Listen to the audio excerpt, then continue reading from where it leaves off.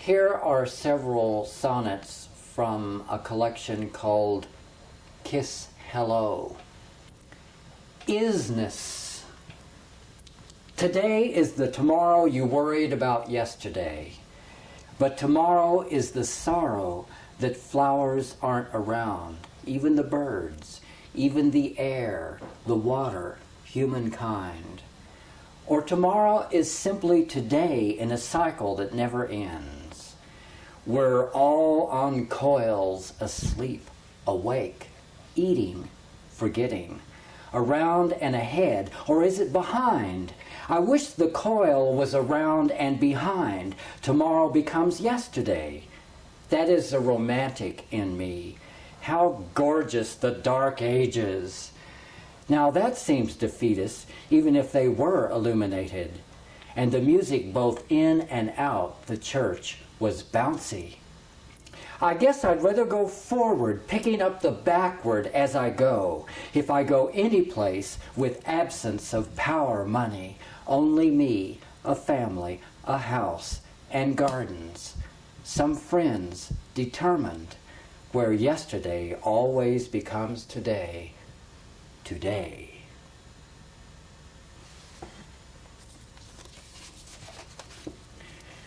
New Mexico style.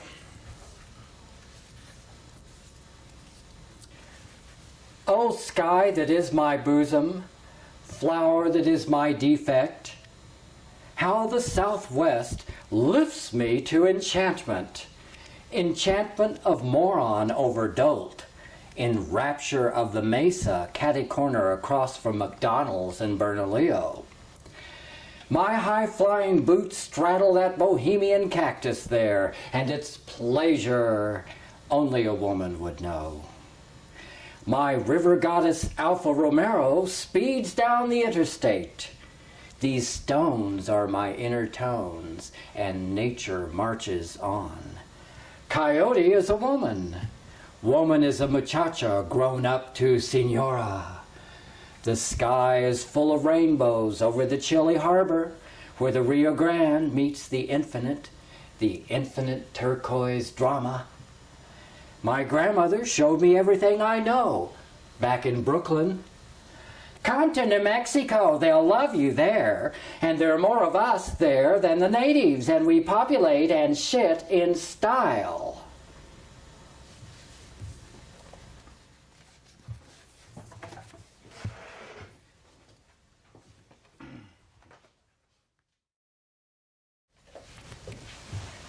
This is a love poem called Sword of Love.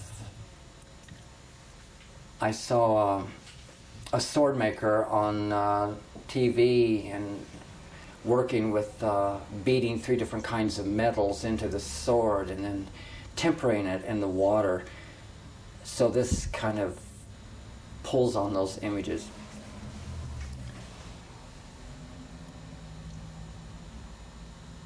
When love tempers and doesn't get harder, it's so romantic. It flies off the handle, and I can catch you almost when I want you. Almost all the time is when I get you. That is an embrace, and we touch the face. That is a kiss, and a hug, and a kiss.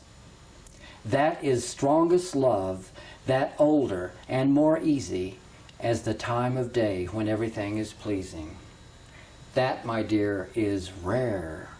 There is a time of day when we can be free to hold on to life as if it isn't passing. Bye-bye. I've got you. It's a sword made of 3 kinds of metals beaten into swirling shape and plunged sizzling into the water bath. That's home at last. This love is no act.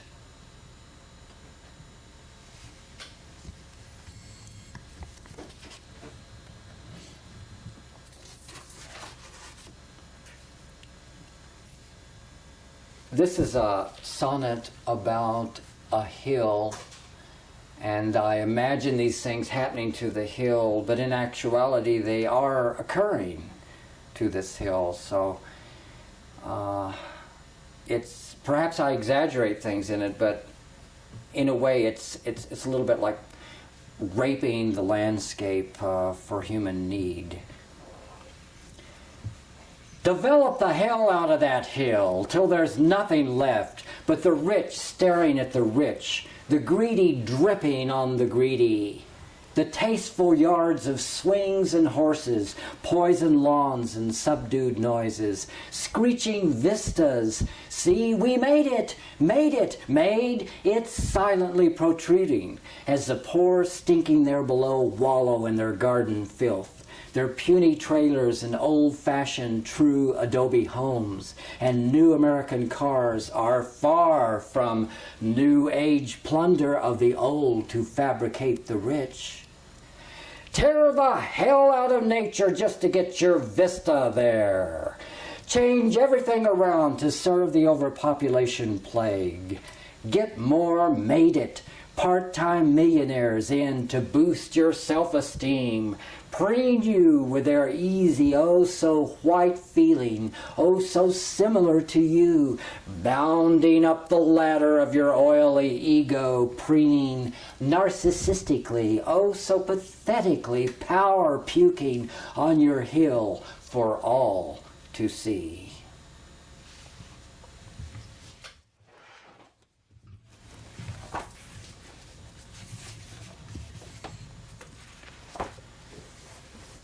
This is a sonnet that I wrote in conjunction with a very dear friend dying of AIDS. And it's called Crows Looking Down. Step back when the horror of horror arrives. Don't let it take you alive. Alive when the going's well. That's when they fell. Into the trenches, into the crematoriums, into the sky. And it all came too early. Who am I to say? Let any language take over and blab about nothing. Talk is nothing if it isn't about. Whether it's nothing, that's something, or this everything, this thing, live when you loved him. Everything he said held special merit, and he had no time for fads, neither did you. Talk was humor, the catch-all of what happened, or what will. It caught the dance of what turned out to be life, was too precious for the crows looking down for some roadkill.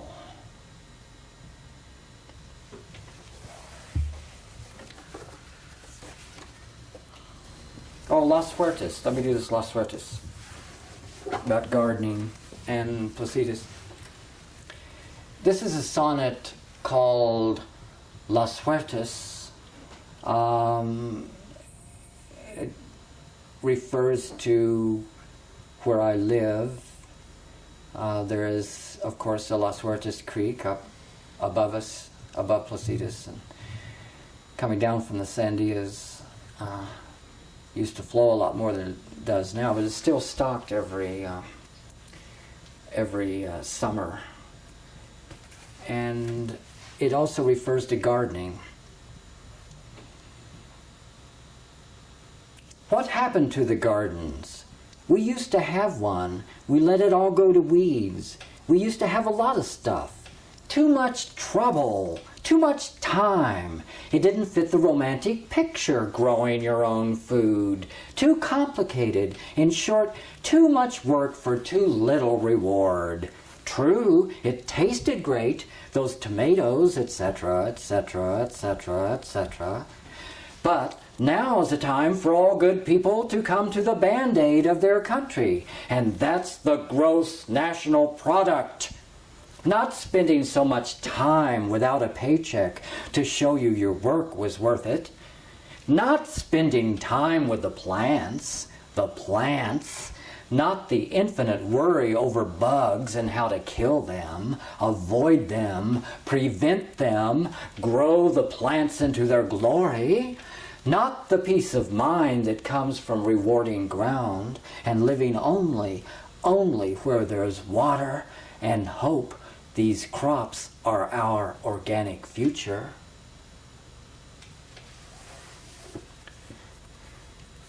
And it is obvious to me that we have to take time. All right, Mr. Snedden? Are you there? Hiding in the kitchen?